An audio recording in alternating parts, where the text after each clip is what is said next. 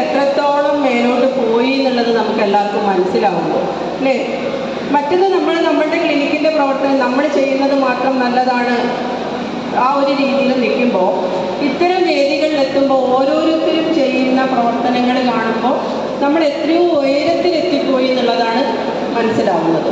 അപ്പോൾ ശരിക്കും ഇവിടെയുള്ള SIPC കുട്ടികൾ പറയുന്നത് കേട്ടിട്ട് ഞാനിങ്ങനെ ഞെട്ടിത്തരിച്ചിങ്ങനെ നിൽക്കുകയായിരുന്നു. കാരണം എത്ര നന്നായിട്ടാണ് അവർ ഓരോ പ്രസൻറ്റേഷൻ ചെയ്യുന്നത് എന്നുള്ളതാണ്.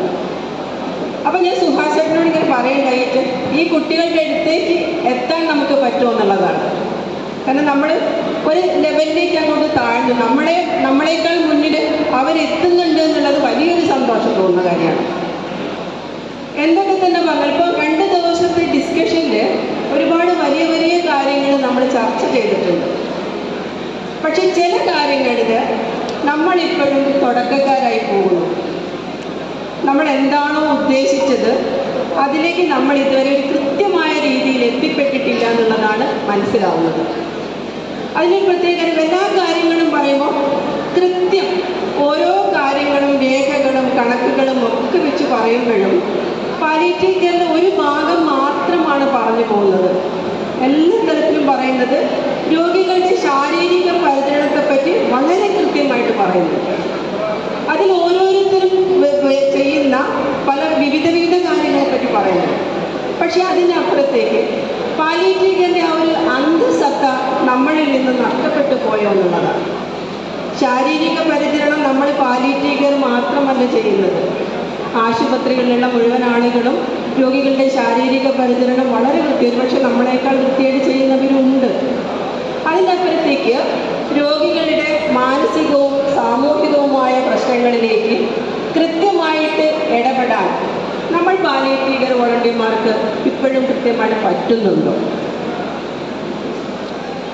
ഒരു ഹോം കെയർ സംവിധാനത്തിൽ നഴ്സസിൻ്റെ കൂടെ അല്ലെങ്കിൽ ഒരു ഡോക്ടറിൻ്റെ കൂടെ പോയി രോഗികളുടെ പ്രശ്നങ്ങൾ കാണുകയും ആ സമയത്ത് കാണുന്ന പ്രശ്നങ്ങളിൽ പരിഹാരം കണ്ടെത്തുകയും ചെയ്യുന്നതിൻ്റെ അപ്പുറത്തേക്ക് കൃത്യമായി നമ്മുടെ ക്ലിനിക്കിൽ രജിസ്റ്റർ ചെയ്തിട്ടുള്ള മുഴുവൻ രോഗികളുടെയും കാര്യത്തിൽ കൃത്യമായ ഇടപെടൽ ചെയ്യാൻ നമ്മൾക്ക് ഓരോരുത്തർക്കും പറ്റുന്നുണ്ടോ? ഒന്ന് സ്വയം ചോദിച്ചു നോക്കുക. നമ്മൾ പറയുന്നുണ്ട് രോഗികളുടെ ശാരീരിക പ്രശ്നത്തിൻ്റെ അപ്പുറത്തേക്ക് രോഗിയുടെ സാമൂഹികവും മാനസികവുമായ പ്രയാസങ്ങളിലേക്കൊക്കെ ഇറങ്ങിച്ചെന്ന് അതിലിടപെടുമ്പോൾ മാത്രമേ രോഗികളുടെയും അവരുടെയും കുടുംബത്തിൻ്റെ ക്വാളിറ്റി ഓഫ് ലൈഫ് മെച്ചപ്പെടുള്ളൂ എന്ന് നമ്മൾ ഊന്നി പറയുമ്പോൾ എത്രത്തോളം നമ്മളതിൽ വിജയിച്ചിട്ടുണ്ട് എന്നുള്ളതാണ്. അതിൻ്റെ ഒരു വശം നോക്കുമ്പോൾ നമുക്ക് മനസ്സിലാവുന്നത് നമ്മൾ ഒരുപാട് ട്രെയിനിങ്ങും കാര്യങ്ങളൊക്കെ ചെയ്യുന്നുണ്ട്. അതിൽ ഒരു സോഷ്യൽ കാര്യങ്ങളിൽ കൃത്യമായിട്ട് അതല്ലെങ്കിൽ ഒരു മാനസിക പ്രയാസം നേരിടുന്ന രോഗിയുടെയും കുടുംബത്തിൻ്റെയും കാര്യത്തിൽ കൃത്യമായ ഇടപെടൽ എങ്ങനെയാണ് നടത്തിക്കൊണ്ടു പോകേണ്ടത് എന്നുള്ളത് നമ്മളിൽ പലർക്കും ഇപ്പോഴും അറിയില്ല. അതുകൊണ്ടാണ് അത്തരം സാഹചര്യം വരുമ്പോൾ ഒരു താൽക്കാലിക ഇടപെടൽ നടത്തുകയും അത് കഴിയുമ്പോൾ നമ്മൾ അതിൽ നിന്ന് പിന്തിരിഞ്ഞു പോവുകയും ചെയ്യുന്നത്. അതുകൊണ്ടാണ് പാലിയേറ്റീവ് കെയർ ഇപ്പോഴും നമ്മൾ ഒരുപാട് ഉയരത്തിലെത്തി എന്ന് വിചാരിക്കുമ്പോഴും നമ്മൾ പറയുന്ന രീതിയിലുള്ള ഒരു മെച്ചപ്പെടലിലേക്ക് നമ്മൾ എത്താതെ പോകുന്നത്. അപ്പോൾ ഇതിൽ നമുക്ക് ആകെ ചെയ്യാൻ പറ്റുന്നത് ഒരു സൈക്കോ സോഷ്യൽ കാര്യങ്ങളിൽ എങ്ങനെയാണ് ഇടപെടേണ്ടത് എന്നുള്ളതിൻ്റെ കൃത്യം ഒരു സ്ട്രക്ചർ, ഒരു രൂപം നമ്മളെല്ലാവരും ഇനിയും അങ്ങോട്ട് പഠിക്കേണ്ടിയിരിക്കുന്നു. അപ്പം ഇത്തരം ചിന്തകളാണ് കഴിഞ്ഞ കുറച്ച് കാലമായിട്ട് ഇൻസ്റ്റിറ്റ്യൂട്ട് ഓഫ് പാലിയേറ്റീവ് മെഡിസിൻ നടക്കുന്ന സൈക്കോ സോഷ്യൽ സപ്പോർട്ട് കോഴ്സ്.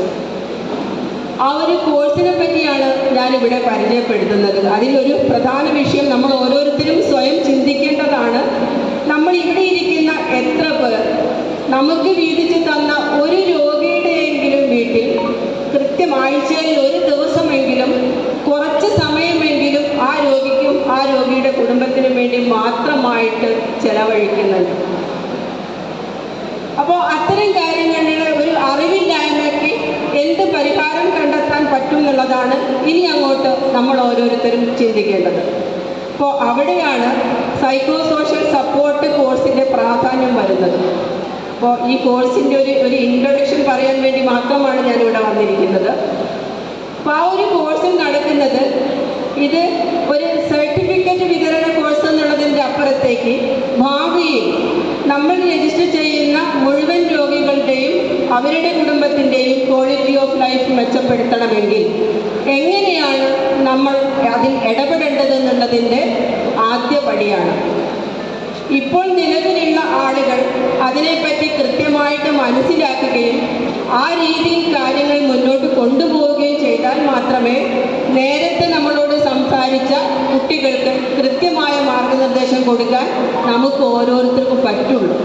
അപ്പോൾ അതാണ് നമ്മുടെ മനസ്സിൽ വേണ്ടത്. അപ്പോൾ അതിൻ്റെ ഒരു കോഴ്സിൻ്റെ ഒരു കാര്യം എന്ന് പറഞ്ഞാൽ 6 മാസമാണ് കോഴ്സിൻ്റെ കാലാവധി. 6 മാസത്തിൽ ആഴ്ചയിൽ ഒരു തവണ എന്നുള്ള രീതിയിൽ നിർബന്ധമായിട്ടും നമുക്ക് തന്നിരിക്കുന്ന ഒരു രോഗിയുടെ കാര്യത്തിൽ നമ്മൾ അവരുടെ കാണുകയും ആ രോഗിയുടെയും കുടുംബത്തിൻ്റെയും പ്രശ്നത്തിൽ ഇടപെടുകയും വേണം. അതൊരു നിർബന്ധിത കോഴ്സാണ്. അപ്പോൾ അങ്ങനെ ഇടപെടുമ്പോൾ നമുക്ക് ആ രോഗിയുടെയും കുടുംബത്തിന് നമ്മളോട് പറയാൻ പറ്റാതിരുന്ന, അല്ലെങ്കിൽ നമ്മൾ കണ്ടുപിടിക്കാൻ ഒരു നഴ്സിനോ ഒരു ഡോക്ടറോ കണ്ടുപിടിക്കാൻ പറ്റാതിരുന്ന പല കാര്യങ്ങളും തുടർച്ചയായി ഇടപെടുന്നതിലൂടെ മാത്രമേ നമുക്ക് അവരുടെ പ്രശ്നങ്ങളിലേക്ക് ഇറങ്ങിച്ചെല്ലാനും, നമുക്ക് ഒറ്റയ്ക്ക് ചെയ്തു കൊടുക്കാൻ പറ്റുന്ന കാര്യങ്ങൾ ചെയ്തു കൊടുക്കാനും, നമുക്ക് ഒറ്റയ്ക്ക് ചെയ്തു കൊടുക്കാൻ പറ്റാത്ത കാര്യങ്ങൾ കൂട്ടമായ ഇടപെടലിലൂടെ ചെയ്തു കൊടുക്കാനും നമുക്ക് പറ്റുകയുള്ളൂ. അതല്ലെങ്കിൽ ഭാവിയിൽ ഈ പാലിയേറ്റീവ് കെയർ പരിചരണ സംവിധാനം ഒരു പരാജയമായി മാറും. ഇപ്പോൾ കോഴ്സിൻ്റെ കാലാവധി 6 മാസമായതുകൊണ്ട് എങ്ങനെയാണ് സൈക്കോ സോഷ്യൽ കാര്യങ്ങളിൽ ഇടപെടേണ്ടത് എന്നുള്ളതിൻ്റെ കൃത്യമായ ക്ലാസുകൾ മാസത്തിൽ 1 എന്നുള്ള രീതിയിൽ നടക്കുന്നുണ്ട്. മാസത്തിൽ ഓരോ ആഴ്ച വെച്ച് മാസത്തിൽ 4 വിസിറ്റ് ഒരു രോഗിയുടെ അടുത്ത് ഓരോരുത്തരും പോയിക്കൊണ്ടിരിക്കണം. കൃത്യമായ ഇൻ്റർവെൻഷൻ നടത്തുകയും കൃത്യമായ റെക്കോർഡിംഗ് സിസ്റ്റം വരുത്തുകയും ചെയ്യുന്നുണ്ട്. അവർക്ക് ചെയ്യാൻ പറ്റുന്ന കാര്യങ്ങളിൽ എങ്ങനെയാണ് ഇടപെടേണ്ടതെന്നുള്ളത് ഓരോ സ്റ്റെപ്പിലും അവർക്ക് പറഞ്ഞു കൊടുത്തുകൊണ്ടിരിക്കുന്നുണ്ട്. അതിന് നഴ്സ്, ഡോക്ടർ, അതുപോലെ സീനിയർ വോളണ്ടിയേഴ്സ് അടങ്ങിയ ഒരു ഗ്രൂപ്പ് ഓഫ് ആൾക്കാർ അതിനെ സഹായിച്ചു കൊണ്ടിരിക്കുന്നുണ്ട്. അപ്പോൾ അതിന് ഇപ്പോൾ എനിക്ക് തോന്നുന്നു കോഴിക്കോട് തന്നെ അതിൻ്റെ 6ാമത്തെ ബാച്ചാണിപ്പോൾ നടന്നുകൊണ്ടിരിക്കുന്നത്. ഇതിനിടയ്ക്ക് നമ്മൾ വളാഞ്ചേരി വളരെ സക്സസ് ആയിട്ട് ഒരു കോഴ്സ് പൂർത്തീകരിച്ചിട്ടുണ്ട്. മറ്റ് ജില്ലകളുടെ പല ഭാഗത്തു നിന്നും ഈ ഒരു കോഴ്സിലേക്ക് ആളുകൾ ഇറങ്ങി വരാനുള്ളൊരു താല്പര്യം കാണിച്ചുകൊണ്ടിരിക്കുന്നുണ്ട്. അപ്പോൾ കൂടുതൽ നമുക്ക് ഈ പ്രശ്നങ്ങളിലേക്ക് ഇടപെടാൻ അറിയണമെങ്കിൽ നമ്മൾ ഇത്തരം കോഴ്സുകളെ പറ്റി കൃത്യമായ ധാരണ ഉണ്ടാവുകയും അത് പഠിക്കുകയും അതിൽ വിജയിക്കുകയും ചെയ്യണം. അതല്ലാതെ ഓരോ വോളണ്ടിയേഴ്സ് മീറ്റിൽ വരികയും താൽക്കാലികമായിട്ട് ഓരോ ചർച്ചകളിൽ പങ്കെടുക്കുകയും നമ്മളുടെ അഭിപ്രായം അവിടെ പറയുകയും ആ ഒരു ദിവസം അങ്ങോട്ട് കഴിഞ്ഞാൽ അതിനെ മറന്നു കളയുകയും ചെയ്യുന്ന ഒരു രീതിയിൽ നിന്ന് മാറി ചിന്തിക്കണം നമ്മളെല്ലാവരും. നമ്മളേതായാലും ഈ ഒരു നല്ല കാര്യത്തിന് ഇറങ്ങി തിരിച്ചവരാണ്. ഇത് എങ്ങനെയാണ് മെച്ചപ്പെട്ട രീതിയിൽ കൊണ്ടുപോകേണ്ടത് എന്നുള്ളത് നമ്മൾ ഇനി അങ്ങോട്ട് മുഴുവൻ ആലോചിച്ചേ മതിയാവും. നമ്മുടെ മുഴുവൻ ആളുകളുടെയും ഉത്തരവാദിത്വം അത് തന്നെയാണ്. അപ്പോൾ ഈ ഒരു കോഴ്സിൽ പങ്കെടുത്ത നമ്മുടെ സീനിയർ വോളണ്ടിയർ ആയിട്ടുള്ള സുഹാസ് എൻ്റെ കൂടെയുണ്ട്. ഈ കോഴ്സിൽ പങ്കെടുത്തതിൻ്റെ അനുഭവം അദ്ദേഹം നമ്മളോട് പങ്കുവയ്ക്കുന്നതാണ്.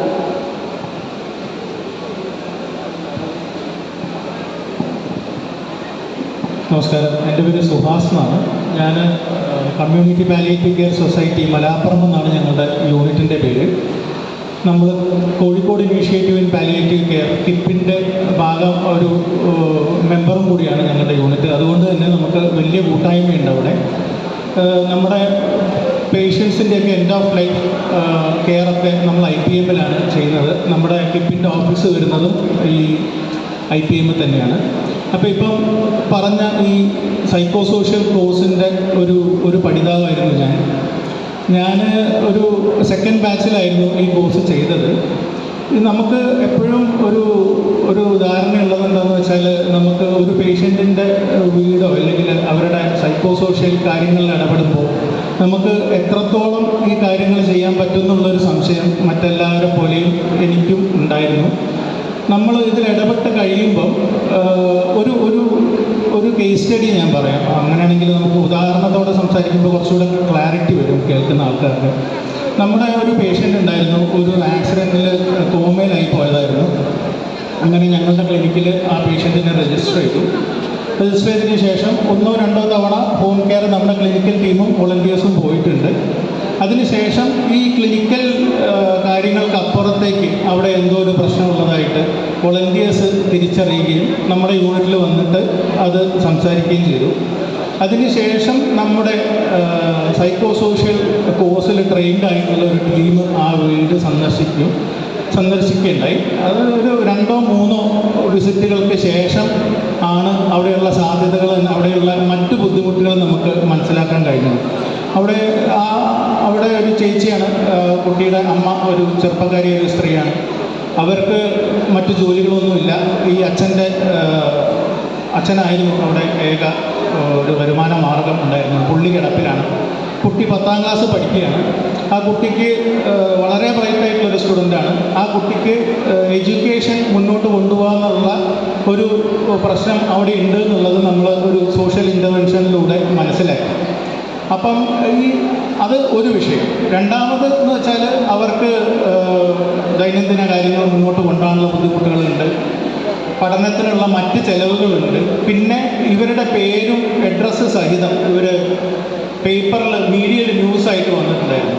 അപ്പം ഈ ഓഡ് ടൈമിലൊക്കെ വന്നിട്ട് ആരൊക്കെയോ വിളിച്ച് ശല്യം ചെയ്യുന്നൊരു ബുദ്ധിമുട്ട് കൂടെ അവിടെ ഉണ്ടായി. അത് പലപ്പോഴും നമ്മൾ ഇഗ്നോർ ചെയ്യുന്ന കാര്യങ്ങളാണ്. പലപ്പോഴും നമ്മളോടത് ഷെയർ ചെയ്യാറില്ല. വളരെ പേഴ്സണലായിട്ടുള്ള കാര്യങ്ങളായതുകൊണ്ട് വളരെ അടുത്തുള്ള ആൾക്കാരോട് മാത്രമേ ഇത്തരം കാര്യങ്ങളൊക്കെ സാധാരണ ഷെയർ ചെയ്യാറുള്ളൂ. പക്ഷെ ഞാൻ പറഞ്ഞു വരുന്നത് എന്താണെന്ന് വെച്ചാൽ മൾട്ടിപ്പിളായിട്ടുള്ള നമ്മൾ ഒരുപാട് സമയം എടുത്തുകൊണ്ടുള്ള ഈ ഹൗസ് വിസിറ്റുകളും ഉണ്ട്. ഒരു റാപ്പോ ബിൽഡപ്പ് ചെയ്യാൻ നമുക്കും അവിടുത്തെ വോളണ്ടിയേഴ്സിനും ട്രെയിൻഡ് വോളണ്ടിയേഴ്സ് ആയതുകൊണ്ട് തന്നെ ഇതെങ്ങനെ ഇടപെടണം എന്നൊക്കെ അവർക്ക് അറിയാൻ പറ്റി. അപ്പം അങ്ങനെയുള്ള കാര്യങ്ങളൊക്കെ അവിടെ ഉണ്ടെന്നുള്ളത് തിരിച്ചറിഞ്ഞതോടുകൂടെ നമുക്ക് മനസ്സിലായി നമുക്ക് ഇതിനുള്ള ബാൻഡ്വിഡ്ത്ത് ഇല്ല, അല്ലെങ്കിൽ ഈ പ്രശ്നങ്ങളെല്ലാം പരിഹരിക്കാനുള്ള ഒരു കഴിവ് നമുക്കില്ല എന്നുള്ളൊരു സ്വയം തിരിച്ചറിവ് നമുക്കുണ്ടാവുകയും നമ്മൾ ഒരുപാട് പേരെ ഈ ഓരോരോ കാര്യങ്ങൾ പറഞ്ഞിട്ട് എന്താണ് പറയുക, നമ്മൾ ഹെൽപ്പിന് വേണ്ടി അവരുടെ അടുത്ത് എത്തിച്ചേരുകയാണ് ചെയ്തത്. ഇപ്പം കുട്ടിയുടെ എഡ്യൂക്കേഷനായിരുന്നു ആദ്യത്തെ ഒരു ഇഷ്യൂ. അതിന് നമ്മൾ അവിടെ തന്നെ കൂട്ടായ്മ ഉണ്ടെന്ന് ഞാൻ പറഞ്ഞു. നമ്മളെല്ലാ യൂണിറ്റുകളായിട്ടും നല്ല ബന്ധങ്ങളാണ്. ഇപ്പം സിറ്റിയിലായതുകൊണ്ട് തന്നെ അടുത്തടുത്ത്